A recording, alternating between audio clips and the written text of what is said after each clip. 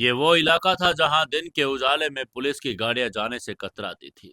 ये मुस्तफा का अभेद्य किला था। स्वागत है दोस्तों आपका फेक गर्लफ्रेंड कहानी के एपिसोड नंबर 3 में। अगर आपको हमारी ये कहानी अच्छी लग रही है तो वीडियो को लाइक शेयर और कमेंट जरूर करें और बताएं कि आपको ये कहानी कैसी लगी है। दोस्तों, हमारी ऐसे ही हर रोज नई नई कहानियां आती रहती हैं। ये कहानी हर रोज शाम को 7:15 बजे आपको सुनाई जाती है। शायद ये कहानी कल खत्म हो जाए और उसी के साथ अगले दिन से हमारी नई कहानी शुरू हो जाएगी। आप लोगों से यही उम्मीद है कि इसे ज़्यादा से ज़्यादा शेयर करें और कमेंट करके बताते रहें कि आपको कहानियाँ कैसी लगती है। चलिए शुरू करते हैं कहानी। साजिद अपनी पूरी हथियारों से लैस प्राइवेट आर्मी को तैयार कर रहा था, लेकिन निहाल गुप्ता के सीने में जल रही ज्वाला अब इंतजार मंजूर नहीं कर रही थी।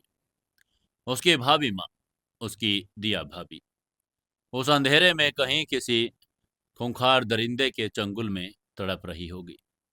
ये सोच सोच कर निहाल का खून खोल रहा था। उसने साजिद की किसी भी फौज का इंतजार नहीं किया। उसने अपनी महंगी शेरवानी तो पहले ही उतार दी थी। सफेद शर्ट की आस्तीनें चढ़ाई, अपनी आंखों में मौत का फरमान लिए निहाल अपनी बुलेट प्रूफ एसयू में बैठा और उसने गाड़ी को सीधा उस खौफनाक डॉकयार्ड की तरफ दौड़ा दिया। बारिश की तेज बूंदें गाड़ी के शीशे पर हथौड़े की तरह बज रही थी। निहाल के दिमाग में सिर्फ एक ही तस्वीर घूम रही थी, दिया भाभी का वो मुस्कुराता हुआ चेहरा जब उन्होंने अपनी चूड़ियां गिरवी रखकर उनके हाथ में कनाडा का टिकट रखा था। निहाल ने खुद से वादा करके कहा, अगर आज मेरी भाभी माँ को एक भी खरोंच आई होगी मुस्तफा, तो मैं तेरी खाल उधेड़ कर इस समंदर में फेंक दूंगा।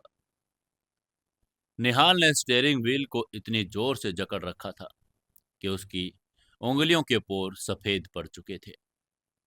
शिपयार्ड के उस सुनसान और खौफनाक इलाके में निहाल की एसयूवी एक भयंकर आवाज के साथ रुकी। सामने दो विशाल लोहे के दरवाजे थे, जिन पर मोटे मोटे ताले और लोहे की जंजीरें लिपटी थी।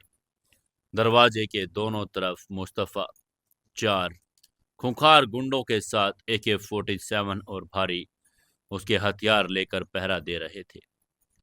निहाल ने गाड़ी का दरवाजा खोला और बाहर निकला। बारिश की बूंदों ने उसे चंद सेकंड में पूरी तरह भिगो दिया, लेकिन उसके अंदर धधक रही आग को यह बारिश क्या बुझाती।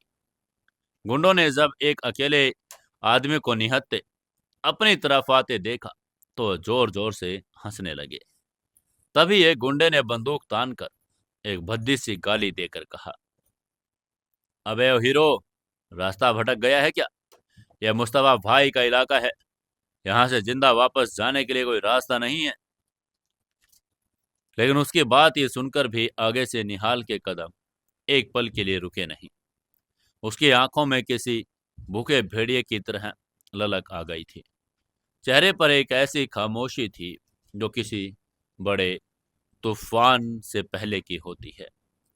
जैसे ही वो पहले गुंडे के करीब पहुंचा, उसके चेहरे पर एक ऐसी खामोशी थी। उसने गुंडे की बंदूक से बट से निहाल के सिर पर वार करने की कोशिश की, लेकिन निहाल, जिसने अपनी जवानी के दिन कनाडा की संघर्ष करते हुए किक बॉक्सिंग के रिंग में अपनी भड़ास निकाल कर बिताए थे, आज एक बिजनेसमैन नहीं बल्कि एक ट्रेंड किलर बन चुका था। निहाल ने बिजली की फुर्ती से अपना सिर झुकाया, गुंडे के वार को खाली किया और अपने दाएं हाथ से गुंडे की कलाई को इतनी जोर से मरोड़ा कि हड्डी के टूटने की कड़क आवाज उस बारिश के शोर में भी साफ सुनाई दे रही थी। गुंडा दर्द से चीख पड़ा। निहाल ने उसके हाथ से बंदूक छीनी, लेकिन उसने गोली नहीं चलाई। वो आज हर एक उस इंसान को अपने हाथों से मौत के घाट उतारना चाहता था जिसने उसके भाभी को छुआ हो। निहाल ने बंदूक की इस भारी लोहे की बट को उस गुंडे के घुटने पर पूरी ताकत से दे मारा।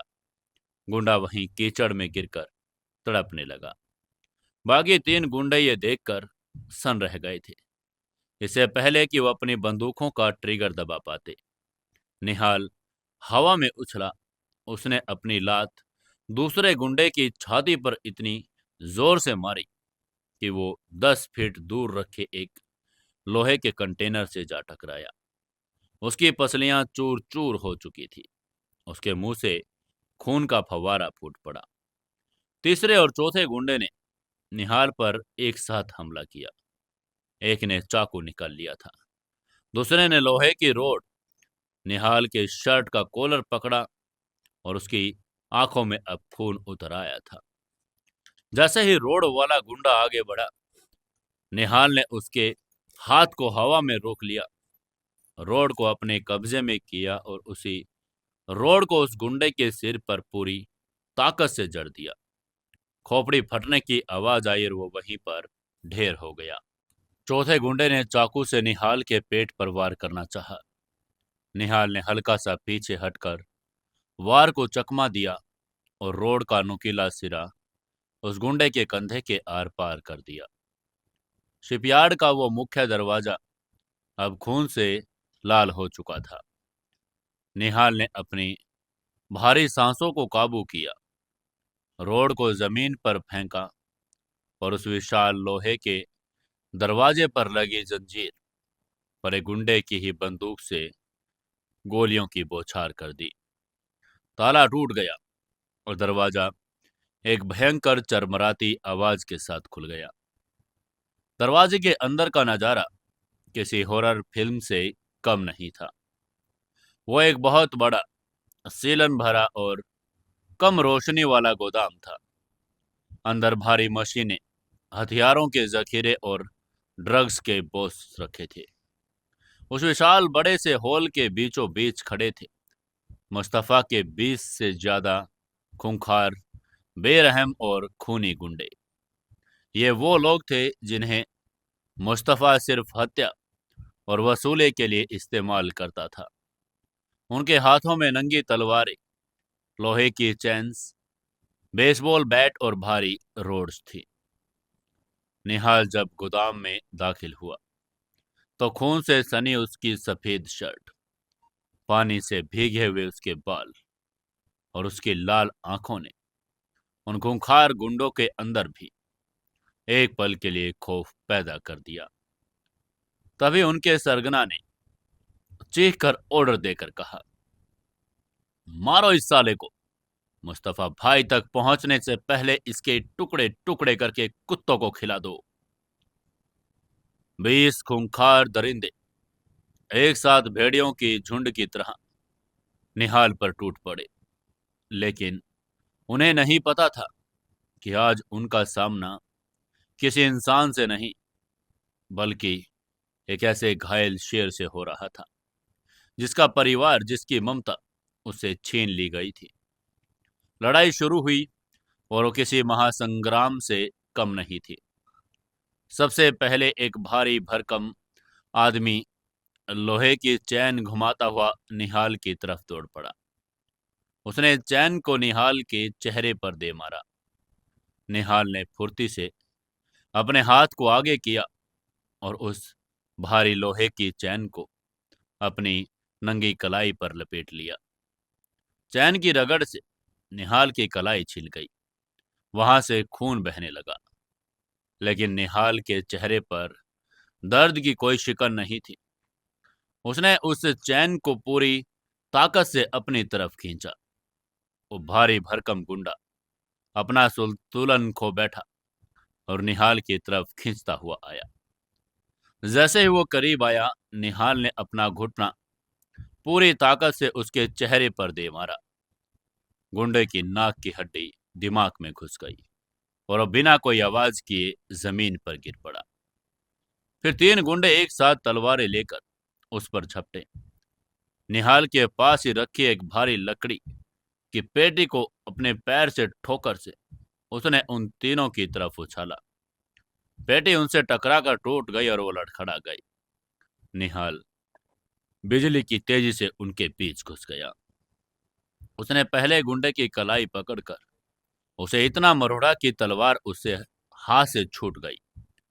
लेकिन निहाल ने पलटकर उस गुंडे की गर्दन को अपने दोनों हाथों से जकड़ लिया और एक भयंकर झटके के साथ उसकी गर्दन की हड्डी तोड़ दी।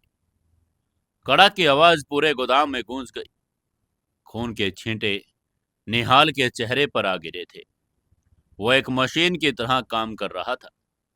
उसके दिमाग में सिर्फ एक ही लक्ष्य था, दिया भाभी।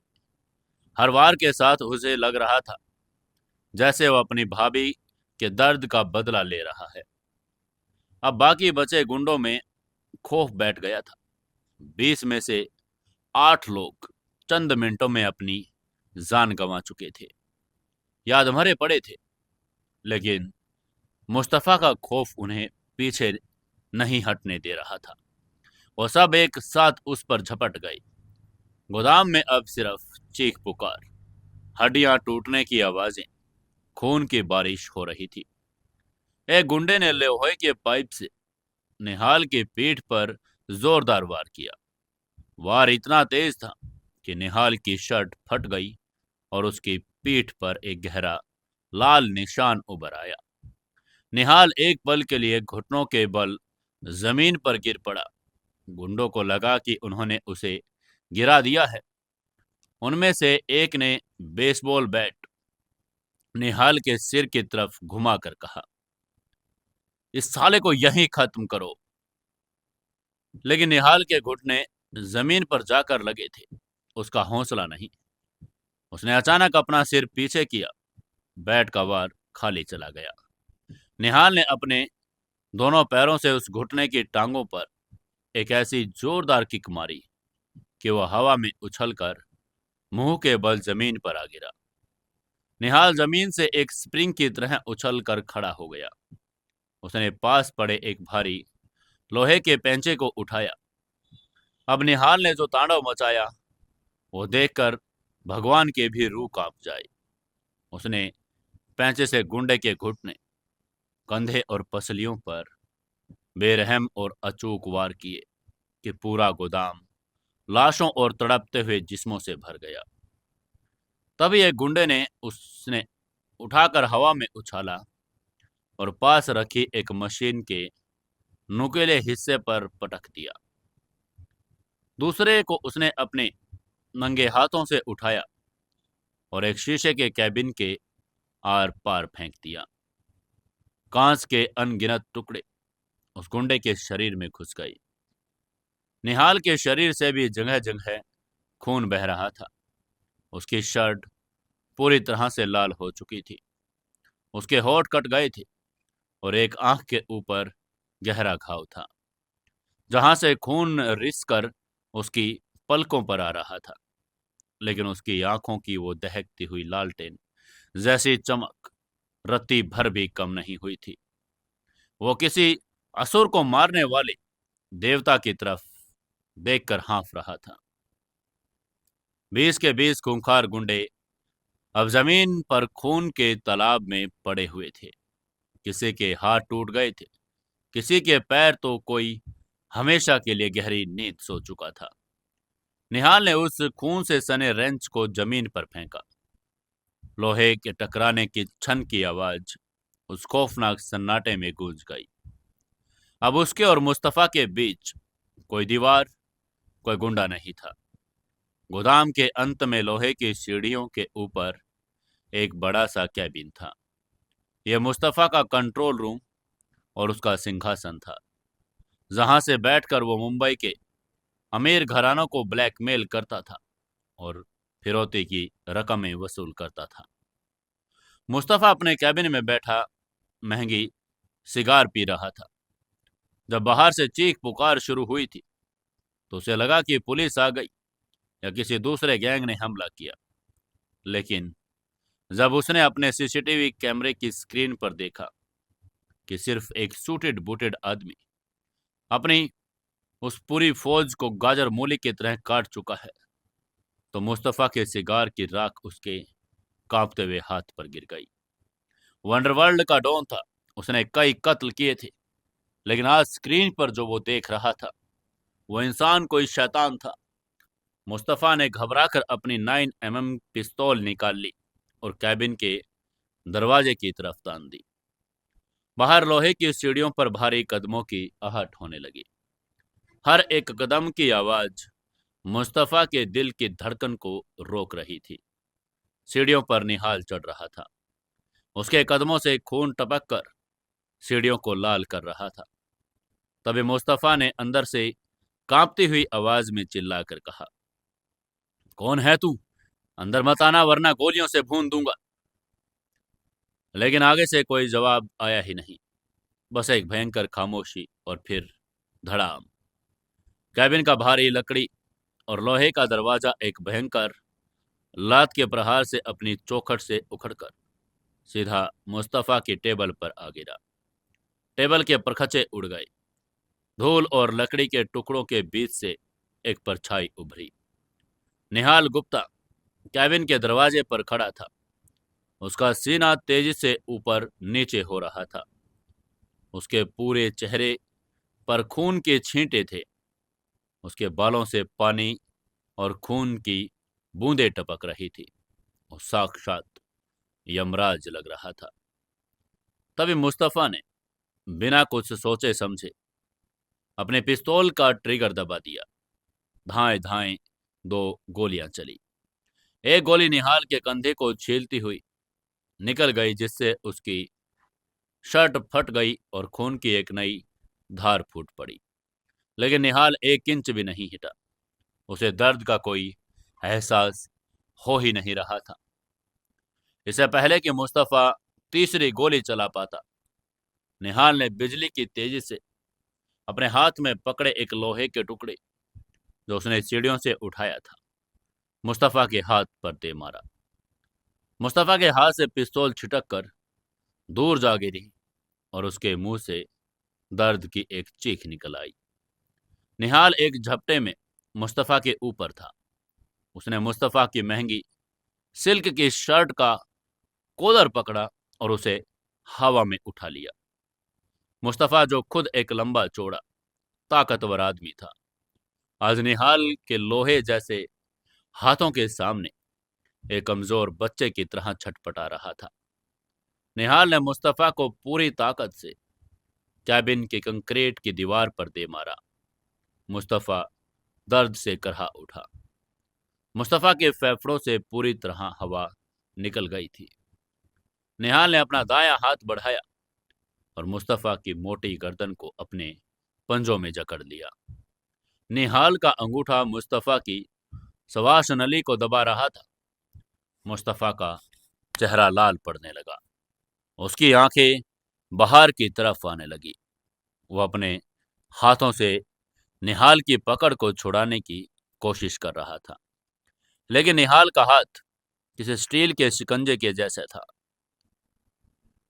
तभी आगे से मुस्तफ़ा ने खांस कर, हवा के लिए तड़प कर अपनी उखड़ी हुई सांसों के बीच पूछा, क्या हुआ है भाई? मैंने मैंने ऐसा क्या किया है कि तुमने मेरे पूरे गैंग को खत्म कर दिया? आखिर तुम हो कौन? मुस्तफ़ा की आंखों में मौत साफ साफ दिखाई दे रही थी। वो वाकई ही नहीं समझ पाया कि इंसान कौन है और उसकी उससे दुश्मनी आखिर है क्या। मुस्तफ़ा ने अंडरवर्ल्ड में कई दुश्मन बनाए थे, लेकिन इस तरह की हैवानियत और बदले की आग उसने पहले कभी नहीं देखी थी। निहाल ने मुस्तफ़ा की गर्दन पर अपनी पकड़ को थोड़ा और कड़ा किया। मुस्तफ़ा के मुंह से झाग निकलने लगा। निहाल ने अपना खून से सना चेहरा मुस्तफ़ा के चेहरे के बिल्कुल करीब लाया। निहाल की वो लाल दहकती हुई आंखें मुस्तफ़ा की रूह को चीर रही थी। निहाल के गले से एक ऐसी भारी, दर्दनाक और खौफनाक दहाड़ निकली जिसने मुस्तफ़ा के कान के पर्दे को फाड़ दिया और उसने चिल्लाकर कहा, मेरी भाभी माँ कहाँ है? यह सवाल नहीं था, बल्कि निहाल के अंदर के उस बच्चे की तड़प थी जिसने अपनी माँ को खो दिया था। यह उस दोवर का प्रलयंकारी रूप था जिसने अपनी भगवान जैसी भाभी के लिए पूरी दुनिया को दांव पर लगा दिया। निहाल ने मुस्तफा को दीवार पर एक बार फिर जोर से पटक कर चीख कर कहा, बता मुस्तफा, मेरी भाभी माँ को तूने कहाँ रखा है? अगर उनके सिर का एक बाल भी बांका हुआ होगा ना, तो मैं तेरे शरीर की एक एक हड्डी को पीस कर इस समंदर में बहा दूंगा। बता, बता कहाँ है वो? मुस्तफा का दिमाग इस अचानक आए सवाल से पूरी तरह सुन था। भाभी माँ। मुस्तफा ने अपनी बाहर आती हुई आंखों से निहाल को देखा। उसकी सांसें उखड़ रही थी, लेकिन उसने अपने दोनों हाथ जोड़ लिए। वो मौत के मुहाने पर खड़ा था और एक मरता हुआ इंसान, खासकर एक अंडरवर्ल्ड डॉन जिसे अपनी जान की भीख मांगनी पड़े तो वो कभी झूठ नहीं बोलता। मुस्तफा ने बुरी तरह खांस कर और छटपटा कर कहा, आपकी भाभी, आपकी आपकी भाभी मुझे मुझे कैसे मालूम होगा? कसम से, खुदा की कसम भाई, मैंने मैंने आपकी भाभी को नहीं उठाया है। मुझे मुझे तो ये भी नहीं पता कि आप हैं कौन। उसकी आवाज गले में अटक रही थी। मुस्तफा की यह बात सुनकर निहाल के शरीर में दौड़ता हुआ खून एक पल के लिए जम सा गया। निहाल के चेहरे पर भयंकर गुस्से की जगह अब एक अजीब सी उलझन और खौफ ने ले ली। उसने मुस्तफा की गर्दन को पकड़ के ढीला किया, लेकिन उसे छोड़ा नहीं। निहाल ने मुस्तफा के सीने पर अपना घुटना टिकाकर कहा, तू झूठ बोल रहा है साले। तू औरतों को उठाता है। आज दोपहर पुलेडियम मॉल के पास से तेरे ही नेटवर्क का वीआईपी सिग्नल ट्रेस हुआ है। तूने ही मेरी दिया भाभी को वहां से किडनैप किया। सच बोल, वरना यहीं तेरी गर्दन धड़ से अलग कर दूंगा। वहीं मुस्तफा तेजी से सांसें ले रहा था। वो उसने निहाल की आंखों में देखा, उन आंखों में जो दर्द और सच्चाई थी। उसने मुस्तफा को अंदर से हिला दिया था। मुस्तफा ने रोते हुए अपनी पूरी सच्चाई उगलकर कहा, भाई, भाई मैं मुस्तफा हूं। मैं औरतों को उठाता हूं, ये सच है। लेकिन मैं सिर्फ उन औरतों को उठाता हूं जिनकी सुपारी मुझे मिलती है या जिनके पतियों से मेरी दुश्मनी है। पैलेडियम मॉल, खुदा की कसम भाई, आज दोपहर मेरे नेटवर्क का एक सिग्नल वहां से जरूर गया था, लेकिन वो एक दूसरे काम के लिए था।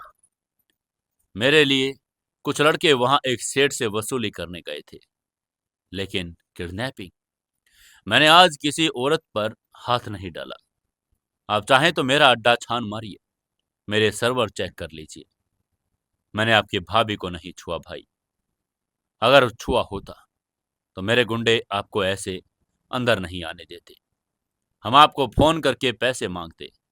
हम बिजनेसमैन हैं भाई। हम बिना बताए किडनैपिंग नहीं करते। मुस्तफा के एक एक शब्द और खौफ और सच्चाई उसके अंदर आ रही थी। उसका तर्क बिल्कुल सही था। अगर अंडरवर्ल्ड किसी को उठाता तो सबसे पहले फिरौती के लिए फोन करता, लेकिन निहाल को तो कोई फोन नहीं आया। और मुस्तफा की हालात ऐसी थी कि वो इस वक्त झूठ बोलने की हिम्मत बिल्कुल भी नहीं कर सकता था। निहाल के हाथ अचानक कमजोर पड़ गई। उसने मुस्तफा की गर्दन छोड़ दी। मुस्तफा जमीन पर गिरकर बुरी तरह खांसने लगा और हवा के लिए तड़पने लगा। तभी निहाल 2 कदम पीछे हटा। उसका दिमाग भयंकर तरीके से चकराने लगा था। कंधे से बहता खून, शरीर का भयंकर दर्द और उससे भी बड़ा वो मानसिक आघात कि वो गलत जगह पर आ गया है। उसने मन ही मन सोचा, अगर मुस्तफा ने भाभी मां को नहीं उठाया तो फिर वो कौन है? कौन है वो? है कहां जिसने इतने शातिर तरीके से उन्हें गायब किया, सबूतों का नामो निशान मिटा दिया? अगर ये अंडरवर्ल्ड का काम नहीं तो फिर किसका काम है? कौन मेरी भाभी का दुश्मन हो सकता है? निहाल का दिल बैठ गया। उसने साजिद की रिपोर्ट पर भरोसा करके मुस्तफा के पूरे अड्डे को शमशान बना दिया, लेकिन उसकी भाभी का सुराग अभी भी जीरो था। समय तेजी से बीत रहा था।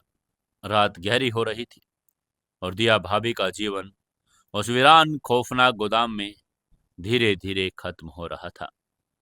निहाल ने अपने कांपते हुए हाथों से अपने खून से सने बालों को पीछे किया। उसकी आंखों में अब गुस्से के नहीं बल्कि बेबसी के आंसू थे। उसने आसमान की तरफ देखकर एक भयंकर और दर्दनाक चीख मारी, जो उस तूफानी रात की बिजली की कड़कड़ाहट से भी ज्यादा भयानक थी। निहाल ने जोर से चिल्लाकर कहा, भाभी माँ। निहाल का ये रुदन, ये चीख मुस्तफा के उस खंडर हो चुके अड्डे में गूंजती रही। मुस्तफा जमीन पर पड़ा सहम कर इस घायल शेर को देख रहा था। तभी निहाल के पैंट के जेब में रखा उसका फोन वाइब्रेट हुआ। ये साजिद का कॉल था। निहाल ने तुरंत फोन निकाला। स्क्रीन पर खून के धब्बे लगे थे। उसने कॉल रिसीव किया। उधर से साजिद की फोन पर घबराई हुई और हांफती हुई आवाज आई। उसने हाँफ कर कहा, बॉस बॉस, एक बहुत बड़ी गड़बड़ हो गई। हमारी पूरी इन्वेस्टिगेशन गलत दिशा में थी। उसकी यह बात सुनकर इधर से निहाल ने अपने आंसू पोंछे कड़क आवाज में कहा, मुझे पता है साजिद, मुस्तफा ने नहीं उठाया है। मैं मुस्तफा की गर्दन पर पैर रखकर खड़ा हूं। उसने कुछ नहीं किया। तो फिर किसने किया है, जल्दी बता साजिद। तभी उधर से साजिद ने जो अगला वाक्य बोला, उसने पैरों के तले की जमीन, आसमान और उसका पूरा वजूद हिला कर रख दिया। साजिद ने कहा, बॉस, हमने मॉल के सीसीटीवी सर्वर्स की डीप रिकवरी की। एक बैकअप फाइल क्रैक हो गई है बॉस। भाभीजो को किसी अंडरवर्ल्ड ने नहीं बल्कि बल्कि साजिद की आवाज कांपने लगी और वो नाम बोलने से डर रहा था। तभी इधर से निहाल ने चीख कर पूछा, किसने साजिद? नाम बता उसका, किसने किया है ऐसा घिनौना काम? तभी ये चीख सुनकर उधर से साजिद ने घबरा कर कहा, बॉस, वो आपकी मंगेतर आलिया मैम है। आलिया मैम और उनकी दोस्त तान्या ने सरेआम मॉल से भाभी को किडनैप किया। फुटेज में आलिया मैम भाभी जी को बुरी तरह पीटते हुए और उनकी अपनी गाड़ी में डिग्गी में बंद करके साफ दिखाई दे रही है। उसकी यह बात सुनकर फोन निहाल के हाथ से छूट गया। आलिया, वो आलिया जिसके साथ आज रात उसकी सगाई होने वाली थी। वो आलिया जिसे उसने अपना जीवन साथी उसे बना लिया था। निहाल का दिमाग एक भयंकर विस्फोट के साथ सुन हो गया। सारे समीकरण, सारी गुत्थियां एक झटके में सुलझ गई।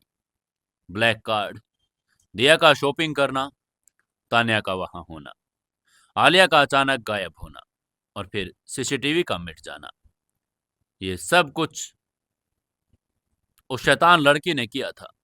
मुस्तफा के वीआईपी सिग्नल तो महज एक इत्तेफाक था जिसने साजिद को गुमराह किया।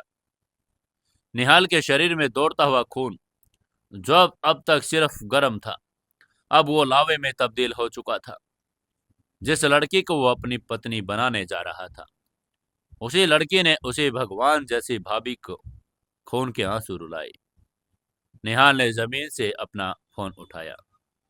उसकी आंखों में अब एक ऐसी ठंडक थी जो किसी भी प्रलय से ज्यादा खौफनाक थी। उसने फोन पर दहाड़ कर कहा, साजिद। निहाल की आवाज इतनी शांत और भयानक थी कि साजिद को फोन पर भी कंपकंपी छूट गई। निहाल ने अपनी बात को आगे बढ़ाकर कहा, होटल के सगाई वाले हॉल के सारे दरवाजे लॉक कर दो। अंदर से कोई मेहमान, कोई परिंदा बाहर नहीं जाना चाहिए। और आलिया, आलिया को स्टेज पर रोक कर रखो, मैं आ रहा हूं। मुस्तफा का परले तो बस एक झांकी थी। आज रात वो होटल आलिया गौल का कब्रिस्तान बनेगा। ये कहते हुए निहाल मुड़ा और उस लाशों से पटे गोदाम के बाहर की तरफ निकल पड़ा। बाहर बारिश अभी भी तेज थी, लेकिन अब यह बारिश निहाल के अंदर की आग को बुझाने के लिए नहीं, बल्कि आलिया गोयल के विनाश का जश्न मनाने के लिए हो रही थी। निहाल अपनी गाड़ी की तरफ बढ़ा। मुंबई की रात अभी बहुत लंबी थी और असली मौत का तांडव तो अब उस 5 स्टार होटल के कांच के महल में शुरू होने वाला था। मुंबई की तूफानी रात में बारिश की बूंदें निहाल की एसयूवी के शीशे पर किसी हथौड़े की तरह प्रहार कर रही थी। लेकिन निहाल के सीने में जो तूफान उमड़ रहा था, उसके सामने बहार का प्रलय भी बोना लग रहा था। कुछ ही पलों पहले साजिद के मुंह से सुने गए सच ने निहाल की दुनिया को तहस नहस कर दिया था। वो आलिया, जिसे वो अपनी जीवन संगिनी बनाने जा रहा था, जिसके साथ उसने एक नया साम्राज्य खड़ा करने का सपना देखा था, वही आलिया असल में एक खौफनाक नागिन निकली। मुस्तफ़ा के खंडर से लौटते हुए निहाल की आंखें गुस्से, दर्द और प्रतिशोध की ज्वाला से लाल धधक रही थी। उसका मन कर रहा था कि वो सीधे उस 5 स्टार होटल के सगाई वाले मंडप में जाए और आलिया के बाल पकड़कर उसे पूरी दुनिया के सामने घसीटे और तब तक उसका गला घोटे जब तक अपनी सारी सच्चाई न उगल दे। लेकिन जैसे ही उसकी गाड़ी मरीन ड्राइव के सिग्नल पर रुकी, निहाल के उस भयंकर गुस्से के बीच उसके बिजनेसमैन और विश्लेषणात्मक दिमाग ने दस्तक दी। निहाल कोई आम गुंडा सड़क छाप नहीं था। वो एक ऐसा रणनीतिकार था जिसने शून्य से एक अरब का साम्राज्य खड़ा कर लिया था। उसने अपने कांपते हुए हाथों को स्टीयरिंग व्हील पर कसकर खुद से कहा, रुको निहाल, शांत हो जाओ। उसका दिमाग तेजी से दौड़ने लगा। उसने मन ही मन सोचा, अगर मैं अभी जाकर सरेआम आलिया पर हमला कर दूं या उसे भाभी के बारे में पूछूंगा तो वो पलटवार कर सकती है। आलिया बहुत शातिर है। वो और उसकी माँ कामिनी गोयल किसी भी हद तक जा सकती है।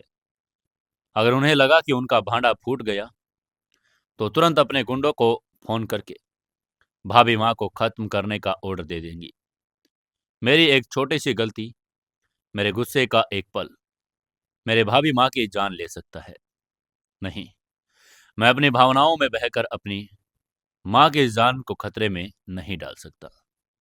मुझे पहले यह पता लगाना होगा कि उस डायन ने मेरी भाभी माँ को आखिर छुपाया कहाँ है। निहाल ने एक गहरी सांस ली। उसने अपनी भावनाओं, अपने आंसुओं और अपने क्रोध को अपने सीने की गहराई में दफन कर दिया। अब वो इस शिकार की तलाश में निकले, खामोश और ठंडे दिमाग वाले शिकारी में तब्दील हो चुका था। गाड़ी जैसे ही होटल के पिछले यानी सर्विस एंट्रेंस पर पहुंची, साजिद वहां अपनी पूरी ब्लैक ऑप्स टीम के साथ इंतजार कर रहा था। साजिद को लग रहा था कि निहाल अंदर जाकर कोई भयंकर कत्ले आम मचाने वाला है। तभी साजिद ने निहाल को खून से लथपथ और भीगी हुई शर्ट में देखकर कहा, बॉस, मैंने सारे एग्जिट लॉक कर दिए हैं। आलिया मैम स्टेज पर हैं, आप बस हुक्म कीजिए, हम उन्हें वहीं से उठा लेंगे। आगे से निहाल ने गाड़ी का दरवाजा बंद किया। साजिद की आंखों में सीधा देखकर एक सर्द आवाज में कहा, नहीं साजिद, कोई एग्जिट लॉक नहीं होगा, सब कुछ नॉर्मल रहेगा। सगाई का फंक्शन वैसे ही चलेगा जैसे तय हुआ था। उसकी ये बात सुनकर साजिद हैरान रह गया। उसने चौंक कर कहा, लेकिन बॉस, वो औरत, उसने भाभी जी को। तभी आगे से निहाल ने अपनी कड़क आवाज में कहा, मैं जानता हूं उसने क्या किया है, लेकिन अगर मैंने उस पर सीधा वार किया तो वो डर के मारे भाभी माँ को नुकसान पहुंचा सकती है। आलिया को ऐसा लगना चाहिए कि उसका प्लान कामयाब हो गया है। उसे विश्वास दिलाना होगा कि वो जीत चुकी है और मैं उसका गुलाम बन चुका हूं। जब उसका अहंकार अपने चरम पर होगा तो वो कोई ना कोई गलती जरूर करेगी। साजिद, मेरी बात ध्यान से सुनो। तुम्हें किसी भी कीमत पर किसी भी तकनीक का इस्तेमाल करके भाभी माँ की लोकेशन ट्रेस करनी है। आलिया की गाड़ी का जीपीएस, उसके फ़ोन की ट्रैकिंग, उस तान्या का फ़ोन और कामिनी गोयल के सारे कॉन्ट्रैक्ट्स हैक कर लो। मुझे एक अगले घंटे के भीतर भाभी माँ की स्टेक लोकेशन चाहिए। जब तक मैं नीचे उस नागन के साथ सगाई का नाटक करूंगा। ये कहते हुए निहाल की आवाज़ में एक दबी हुई गुर्राहट थी। आगे से साजिद निहाल की इस गहरी और शांत रणनीति को समझ गया था। उसने एक फौजी की तरह सलाम ठोक कर कहा, जी बॉस, मैं और मेरी पूरी साइबर टीम इस पर लगी है। मैं उस गाड़ी के हर एक डिजिटल फुटप्रिंट को निकाल लूंगा। हम जल्द ही उन्हें ढूंढ लेंगे। उसकी यह बात सुनकर आगे से निहाल ने सिर हिलाया और वो सीक्रेट लिफ्ट से अपने प्रेसिडेंशियल स्वीट की तरफ चला गया। स्वीट में पहुंचकर निहाल सीधा बाथरूम गया, शावर ऑन किया, ठंडे पानी से नीचे खड़ा हो गया। उसके कंधे पर लगी गोली की खरोंच और उसके शरीर पर गुंडों के वार से हुए घाव पानी के संपर्क में आते ही भयंकर जलन पैदा कर रहे थे। लेकिन ये जलन उस मानसिक पीड़ा के सामने कुछ भी नहीं थी जो उसे अपनी दिया भाभी के लिए हो रही थी। पानी के साथ उसका उन गुंडों का खून बहकर नाली में जा रहा था। निहाल ने अपने चेहरे को दोनों हाथों से मरा, खुद को एक नकाब पहनने के लिए तैयार कर लिया।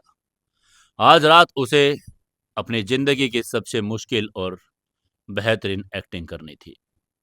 10 मिनट बाद निहाल बाथरूम से बाहर आया। उसने एक मशहूर इंटरनेशनल डिजाइनर द्वारा तैयार की गई जेड ब्लैक रंग की शाही शेरवानी पहनी, अपने बालों को सेट किया और चेहरे पर लगी एक छोटी सी खरोंच को कंसीलर से छिपा लिया। अब वो फिर से इंडिया का सबसे डैपर, स्मार्ट और खुशमिजाज अरबपति निहाल गुप्ता लग रहा था।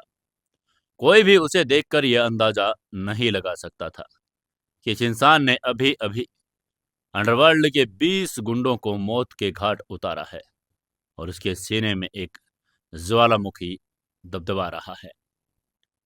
निहाल ने गहरी सांस ली, चेहरे पर एक बहुत आकर्षक और झूठी मुस्कान सजाई, नीचे ग्रैंड बॉलरूम की तरफ निकल पड़ा। वो नीचे बॉलरूम का नजारा स्वर्ग के जैसा था। छत से लटकते बड़े बड़े इटालियन क्रिस्टल झूमर पूरे हॉल को सुनहरी रोशनी से नहला रहे थे। फ्रांस से मंगवाए गए सफेद आर्किड और लाल गुलाबों से पूरा हॉल सजा हुआ था। देश के सबसे बड़े नेता, बॉलीवुड सितारे और टॉप बिजनेसमैन शैंपेन के गिलास लिए एक दूसरे से गुफ्तगू कर रहे थे। हर तरफ कैमरों की फ्लैश लाइट चमक रही थी। हॉल के बीचों बीच एक बहुत बड़ा और भव्य स्टेज बना हुआ था जिस पर आलिया गोयल विराजमान थी। आलिया ने एक करोड़ों रुपए का भारी भरकम लाल और सुनहरा डिजाइनर लहंगा पहना था। उसके गले में असली हीरों का एक विशाल हार चमक रहा था जो उसके अहंकार की गवाही दे रहा था। उसका मेकअप बिल्कुल परफेक्ट था और उसके चेहरे पर एक ऐसी विजयी मुस्कान थी जो किसी जंग को जीतने वाले क्रूर राजा के चेहरे पर होती है। आलिया अपनी दोस्त तान्या के कान में कुछ फुसफुसा रही थी। उसने तान्या से कान में कहा, देखा तान्या, मैंने कहा था ना कि मैं जीतूंगी। वो चुड़ैल उस गोदाम में कीड़े की तरह तड़प रही होगी और उसे लग रहा है कि निहाल मुझे अंगूठी नहीं पहनाएगा। आज निहाल मेरी उंगली में अंगूठी पहनाएगा और कल सुबह मैं उस अंगूठी को उस औरत की आंख में चुभोकर उसकी जान ले लूंगी। मेरी सत्ता को कोई चुनौती नहीं दे सकता। उसकी यह बात सुनकर आगे से तान्या ने मुस्कुरा कर कहा, तुम सच में बहुत डेंजरस हो आलिया। लेकिन निहाल अभी तक आया क्यों नहीं? मुहूर्त का समय निकला जा रहा है। दूसरी तरफ कामिनी गोयल भी थोड़ी नर्वस दिख रही थी, लेकिन वो मेहमानों के सामने एक परफेक्ट मदर इन लॉ होने का नाटक कर रही थी। तभी हॉल के मेन गेट पर हलचल हुई। एक तेज आवाज में अनाउंसर ने कहा, Ladies and gentlemen, please welcome the man of the hour, mister Nihal Gupta. उसकी अनाउंसमेंट सुनते ही पूरा हॉल तालियों की गड़गड़ाहट से गूंज गया। कैमरों का रुख दरवाजे की तरफ हो गया। निहाल ने एक राजसी चाल के साथ हॉल में प्रवेश किया। उसके चेहरे का वो सिग्नेचर मुस्कान थी जो अक्सर बिजनेस मैगजीन के कवर पेज पर दिखाई देती थी। उसने मेहमानों की तरफ हाथ मिलाया और कुछ वीआईपी लोगों से आगे अच्छे से मिला और बड़े शालीनता से स्टेज की तरफ बढ़ गया। वहीं उसको ऐसे अपनी तरफ आता देखकर आलिया का दिल खुशी से उछल पड़ा। निहाल को वहां देखकर उसकी जीत का विश्वास 100% पक्का हो गया। दिया ने जो उसे चुनौती दी थी कि निहाल उसे ढूंढने में जमीन आसमान एक कर देगा और सगाई नहीं करेगा, वो चुनौती आलिया की नजर में अब पूरी तरह से झूठी और बकवास साबित हो चुकी थी। आलिया ने मन ही मन में सोचा, वो मेरे लिए आया है, उसे उस औरत की कोई परवाह नहीं। वो सच में सिर्फ उसकी एक रखेल थी जिसे वो भूल चुका है। आलिया के दिमाग में घमंड का नशा दौड़ गया। तभी निहाल सीढ़ियां चढ़कर स्टेज पर आया। उसी समय कामिनी गोयल ने आगे बढ़कर निहाल के माथे को चूमा और कहा, तुम बहुत हैंडसम लग रहे हो निहाल बेटा। हम तो डर ही गए थे कि तुम्हें इतनी देर कैसे हो गई। आगे से निहाल ने कामिनी की आंखों में देखा और एक बहुत ही रहस्यमयी मुस्कान के साथ कहा, माफ कीजिएगा मोम, एक बहुत जरूरी डील को क्लोज करने में फंस गया था। कुछ कचरा था जिसे साफ करना जरूरी था, लेकिन अब मैं यहाँ हूँ, हमेशा के लिए आपकी बेटी का होने के लिए। निहाल के शब्दों का दोहरा अर्थ सिर्फ वो खुद जानता था। कामिनी इसे बिजनेस डील समझकर खुश हो गई। फिर निहाल आलिया की तरफ मुड़ा। आलिया ने शर्माने का नाटक करके अपनी आंखें झुका ली। निहाल ने धीरे से आलिया का हाथ अपने हाथों में लिया। आलिया के हाथ को छूते ही निहाल के अंदर एक भयंकर घिन पैदा हो गई। उसे लगा जैसे उसने किसी जहरीले सांप को पकड़ लिया हो। उसके दिमाग में वो सीसीटीवी फुटेज घूमने लगी जिसमें यही हाथ उसकी दिया भाभी के बाल खींच रहे थे। निहाल का मन किया कि इसी वक्त उस कलाई को मरोड़ कर तोड़ दे, लेकिन उसने अपने आप पर काबू रखा। तभी निहाल ने आलिया की आंखों में देखकर कहा, तुम बहुत खूबसूरत लग रही हो आलिया, बिल्कुल वैसी जैसी मैंने कल्पना की थी। उसकी आवाज में इतना मीठापन था, कोई भी धोखा खा जाए। आगे से आलिया ने निहाल की छाती पर सिर रख दिया और कहा, मुझे लगा था कि तुम नहीं आओगे, मैं बहुत डर गई थी निहाल। तभी निहाल ने उसके बालों में हाथ फेर कर कहा, मैं तुम्हें छोड़कर कहां जा सकता हूं आलिया, मेरी पूरी दुनिया तो तुम हो। ये कहते हुए उसकी नजर हॉल के चारों तरफ घूम रही थी। वो एक एक चीज को बड़ी बारीकी से ऑब्जर्व कर रहा था। उसने ध्यान दिया कि कामिनी गोयल बार बार अपने फोन की स्क्रीन देख रही थी। उसने देखा कि तानिया के चेहरे पर एक अजीब सी घबराहट और डर है, जैसे उसने कोई भूत देख लिया हो। निहाल ने आलिया की महंगी हील्स पर नजर डाली, जिसके किनारे पर थोड़ी सी लाल रंग की मिट्टी लगी थी। वो मिट्टी जो मुंबई के आम रास्तों पर नहीं, बल्कि किसी इंडस्ट्रियल एरिया या खंडर में पाई जाती है। निहाल का दिमाग एक कंप्यूटर की तरह इन सब बातों को प्रोसेस कर रहा था। वो आलिया के साथ हंस हंस कर बातें कर रहा था, मेहमानों के साथ तस्वीरें खिंचवा रहा था और एक परफेक्ट होने वाले पति की भूमिका निभाने लगा था। आलिया को लग रहा था कि उसने निहाल को पूरी तरह से अपने वश में कर लिया है, लेकिन असल में निहाल उसे अपने बनाए हुए एक मनोवैज्ञानिक जाल में फंसा रहा था। वहीं ऊपर निहाल के प्रेसिडेंशियल स्वीट को साजिद ने एक साइबर वॉर रूम में तब्दील कर दिया। 5 बड़े बड़े मॉनिटर्स पर कोडिंग की हरी लाइनें तेजी से दौड़ रही थी। साजिद और उनके 3 सबसे बेहतरीन हैकर्स की उंगलियां कीबोर्ड पर किसी मशीन गन की तरह चल रही थी। तभी उनमें से एक हैकर ने निराश होकर कहा, सर, मैंने आलिया मैम के फोन का जीपीएस चेक किया है, लेकिन दोपहर 1 बजे से लेकर शाम तक उनका फोन स्विच ऑफ था। वहां से कोई लोकेशन पिंग ही नहीं मिल रहा है।